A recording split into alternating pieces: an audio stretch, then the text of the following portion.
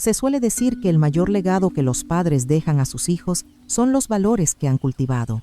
Pero, ¿qué ocurre cuando son los propios hijos quienes quieren vender ese legado a cambio de dinero y ostentación? Esta es la historia de Elara, una viuda de 70 años que vive en un caserío ancestral con vistas a la costa del País Vasco, en España. Junto a su difunto esposo, dedicó 50 años de su vida a construir una famosa pastelería artesanal, el alma de su familia. Un día, sus 2 exitosos hijos regresaron, no para visitar a su madre, sino con un plan deslumbrante: transformar la casa y la pastelería familiar en un hotel de lujo. Le entregaron una carpeta con documentos, diciendo que era un mero trámite para modernizar el legado y asegurarle una vejez tranquila. Ellos creían que su madre, una mujer mayor, firmaría sin dudar el papel que decidiría su futuro. Pero no sabían 2 cosas. Primero, que su difunto esposo había previsto esta codicia y había dejado un testamento moral secreto. Y segundo, que habían subestimado a una madre silenciosa, porque en el silencio ella ya se había preparado para una confrontación sin concesiones. Acompáñenos a seguir la historia de una batalla familiar, donde el legado no es solo patrimonio, sino también honor. El olor a pan recién hecho y a mantequilla había sido la banda sonora de mi vida durante 50 años. Era el olor de mi hogar, del trabajo de mi difunto esposo Mateo, del legado que habíamos construido juntos en nuestro pequeño rincón de San Sebastián. A mis 70 años, yo, Elara, creía que ese aroma sería mi consuelo hasta el final de mis días. Pero aquella tarde de noviembre, mientras la lluvia golpeaba con furia los ventanales del caserío familiar que miraba al mar Cantábrico, ese aroma comenzó a mezclarse con el sabor amargo de la mentira. Mis hijos, David y Sofía, estaban sentados frente a mí en la gran mesa de roble del comedor. Habían llegado sin avisar, algo inusual en ellos, siempre tan ocupados con sus vidas en la ciudad. David, a sus 43 años, tenía esa sonrisa encantadora y esa mirada soñadora que ocultaban una larga historia de proyectos fallidos. Sofía, de 40, era la imagen de la perfección, elegante, calculadora y con una obsesión casi enfermiza por el qué dirán. «Mamá, hemos estado pensando mucho en el futuro», comenzó David, colocando una carpeta brillante sobre la mesa. «Y sobre todo, en el legado de papá». Sentí una punzada de recelo. Rara vez mencionaban a su padre, y nunca en un tono tan solemne. «La pastelería», continuó Sofía, «es un tesoro, un símbolo de la ciudad, pero seamos honestos, mamá, se está quedando anticuada.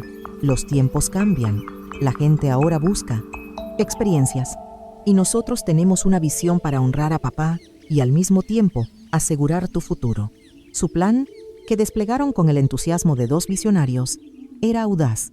Querían transformar nuestra querida pastelería El Horno de Mateo y el caserío familiar en un complejo de lujo, un hotel gastronómico con spa y vistas al mar.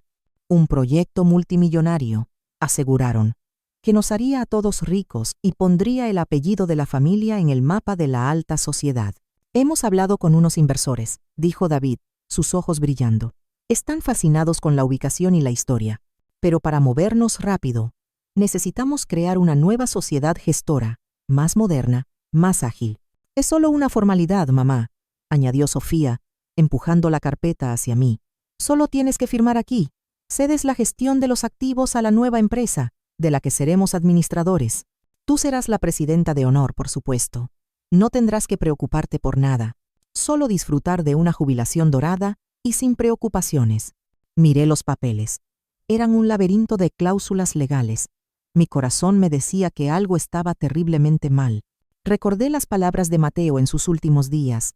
«Elara, nuestros hijos aman el brillo, no el calor del horno.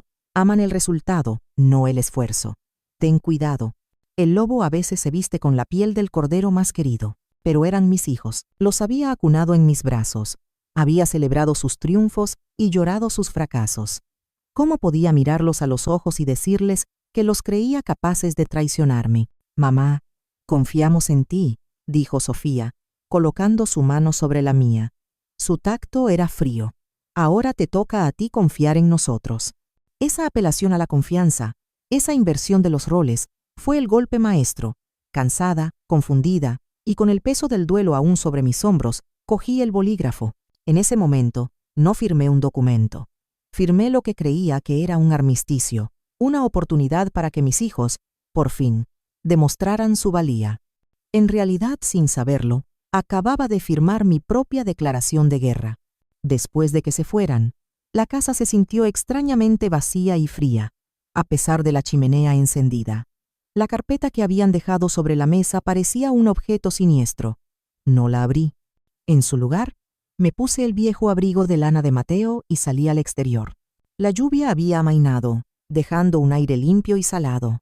Caminé lentamente hacia el taller de ebanistería, el verdadero santuario de mi esposo, que se encontraba junto a la pastelería. Abrí la puerta y el olor a madera de cedro y a barniz me envolvió como un abrazo. Todo estaba como él lo había dejado. Las herramientas colgadas en un orden meticuloso, el serrín cubriendo el suelo, un mueble a medio terminar sobre el banco de trabajo. Fue allí, en la quietud de aquel lugar sagrado, donde los recuerdos me asaltaron con una fuerza arrolladora. Recordé nuestra juventud. Mateo, un joven ebanista con más talento que dinero, y yo, una joven contable que creía más en sus manos que en cualquier balance. Compramos este caserío en ruinas con los ahorros de 5 años de trabajo incansable. Mientras él restauraba las vigas de roble, yo horneaba pan y pasteles en nuestra pequeña cocina para venderlos en el mercado local. Así nació el horno de Mateo. No como un negocio, sino como una extensión de nuestro hogar. Recordé el nacimiento de nuestros hijos. David, siempre soñando con castillos en el aire. Sofía, organizando los juegos de los demás niños con una eficiencia casi marcial. Les dimos todo, no solo en lo material. Les dimos nuestro tiempo, nuestros valores, la honestidad, el amor por el trabajo bien hecho, el respeto por las raíces. ¿Dónde se había perdido todo aquello? Vi a Mateo, ya enfermo pero aún fuerte, enseñando a un joven aprendiz los secretos de la madera. El verdadero valor de un mueble, Íñigo, le decía, no está en su precio, sino en el tiempo y el alma que pones en él. Es algo que mis hijos nunca han entendido.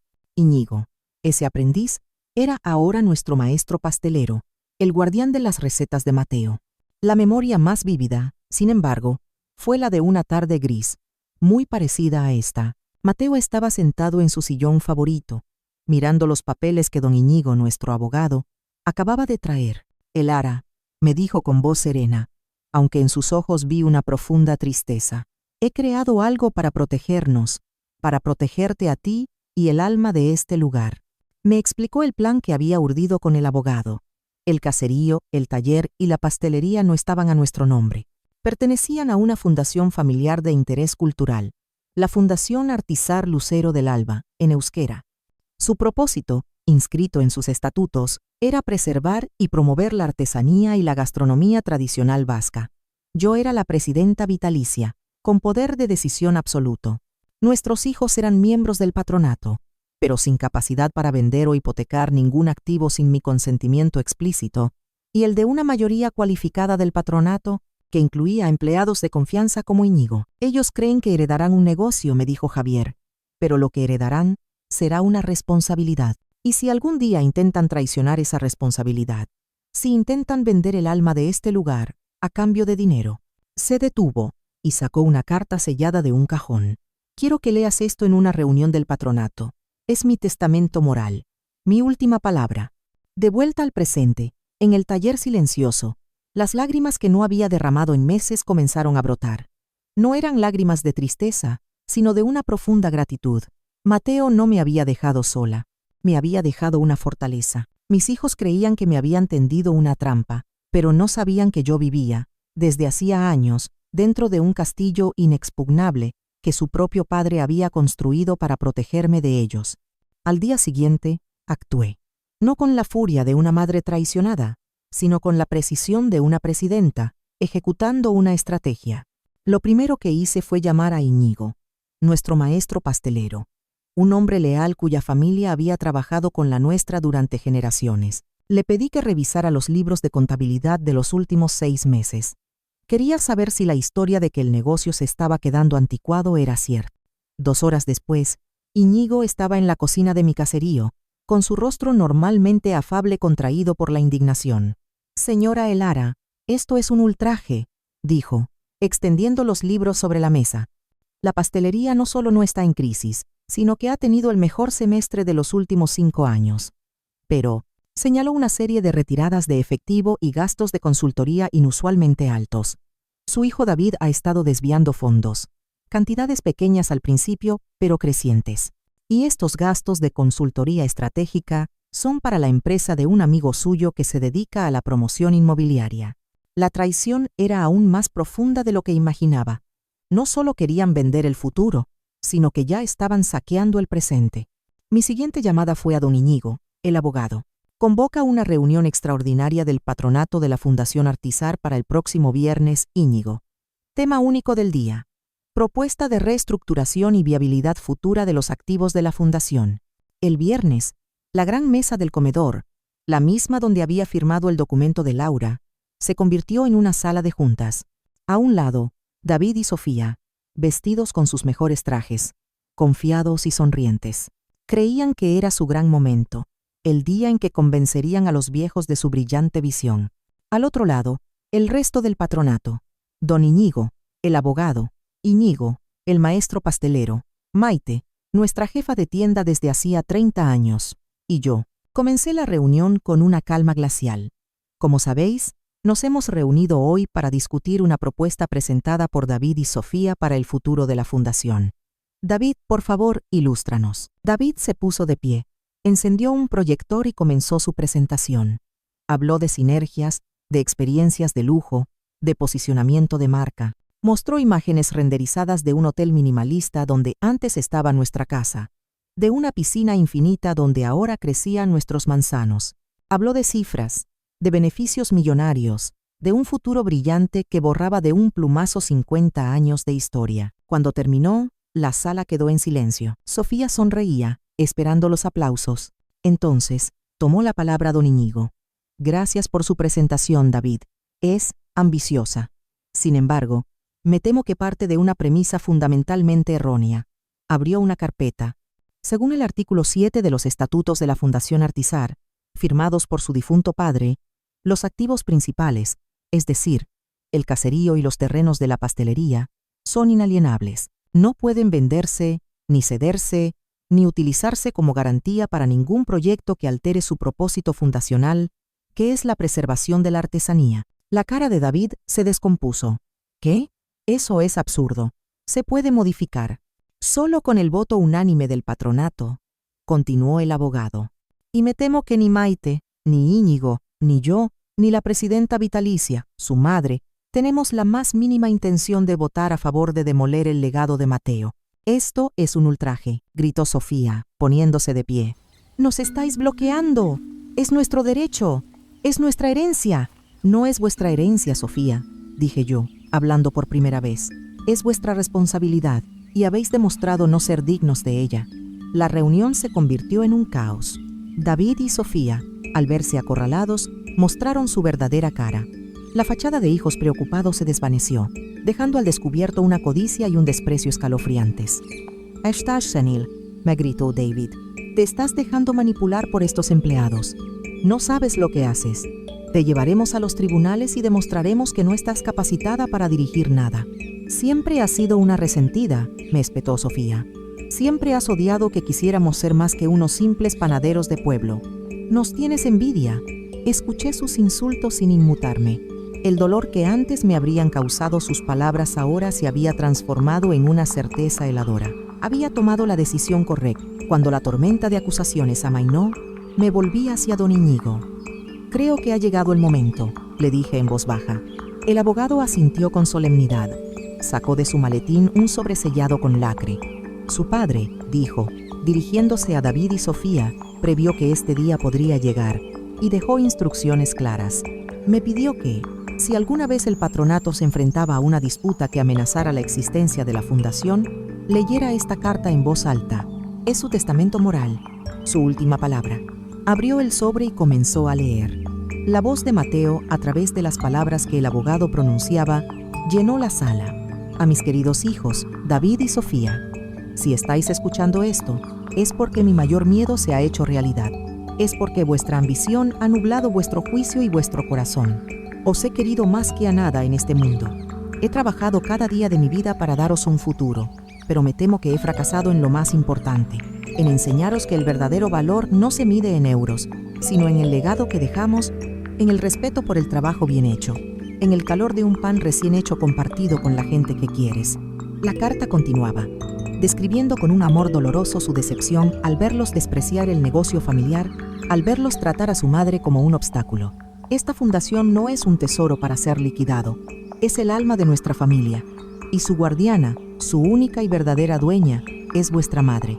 Ella no solo fue mi esposa y mi socia, fue la arquitecta silenciosa de todo lo que tenemos. Su criterio es mi criterio, su decisión es mi decisión. Os pido, como mi último deseo, que la respetéis. Y si no podéis respetarla, al menos temed su fuerza, porque la mujer que os dio la vida es la única que puede decidir cómo se honra la memoria del hombre que se la dio por vosotros. Cuando don Íñigo terminó de leer, un silencio profundo, casi sagrado, se instaló en la habitación. David estaba blanco como la pared. Sofía, por primera vez en su vida, lloraba. No eran lágrimas de rabia, sino de una vergüenza pura y devastadora. Habían sido juzgados y condenados, no por un tribunal, sino por la voz de su propio padre desde la tumba. La reunión terminó sin una palabra más. David y Sofía salieron del comedor sin mirar a nadie. La humillación pública, frente a las personas que los habían visto crecer, había sido total. Los meses que siguieron fueron de una calma extraña. David y Sofía desaparecieron de mi vida. Me enteré, a través de terceros, que se habían mudado a Madrid, intentando empezar de nuevo lejos del eco de su fracaso. Su relación, construida sobre planes de grandeza, no sobrevivió a la humillación. Se separaron un año después. Yo no sentí alegría, solo una inmensa y liberadora paz. La Fundación Artisar, libre de amenazas, floreció. Con el apoyo del patronato, decidí no solo mantener la pastelería, sino hacerla crecer siguiendo los principios de Mateo.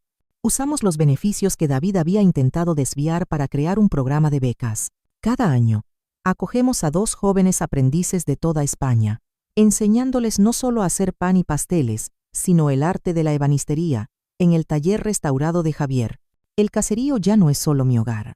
Sus puertas están abiertas varias veces al año para pequeños eventos culturales, catas de productos locales, talleres para niños. Se ha convertido en lo que Mateo siempre soñó. Un lugar vivo, un corazón que bombea cultura y tradición en nuestra comunidad.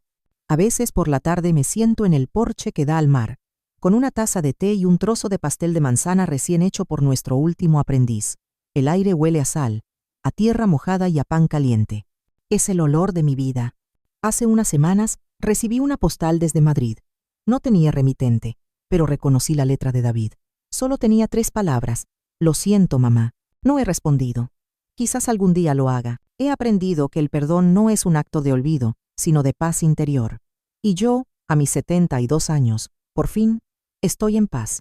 Miro el horno, donde una nueva hornada de pan está a punto de salir, dorada y perfecta. Veo a los jóvenes aprendices reír y trabajar. Y entiendo que el verdadero legado de Mateo no era el dinero ni las propiedades. Era esto, la continuidad, el calor, el alma de las cosas bien hechas. Un legado que, a pesar de todo, había logrado proteger. Y así, al final, ningún hotel de lujo se construyó sobre los cimientos de los recuerdos. En su lugar, el verdadero legado de aquel artesano de antaño resurgió con más fuerza que nunca. La pastelería El Horno de Mateo no se vendió, sino que se convirtió en un hogar, en un centro de formación para jóvenes artesanos, continuando la llama de la pasión que Mateo había encendido. Los hijos, tras el impacto y la humillación frente a aquellos que los vieron crecer, comenzaron un largo y silencioso viaje para reencontrarse con el respeto, no a través del dinero, sino a través de los actos más pequeños. La historia de Lara nos recuerda algo profundo. El amor verdadero no es un sacrificio hasta el agotamiento. A veces, el mayor acto de amor que una madre puede ofrecer a sus hijos es enseñarles la lección de las consecuencias. Es la fuerza de decir no, no para castigar sino para proteger. Ella protegió el legado de su esposo, el futuro de la siguiente generación y, lo más importante, se recuperó a sí misma, porque la herencia más valiosa que podemos dejar no reside en escrituras ni en cuentas bancarias, sino en la dignidad y la fortaleza que demostramos hasta nuestro último día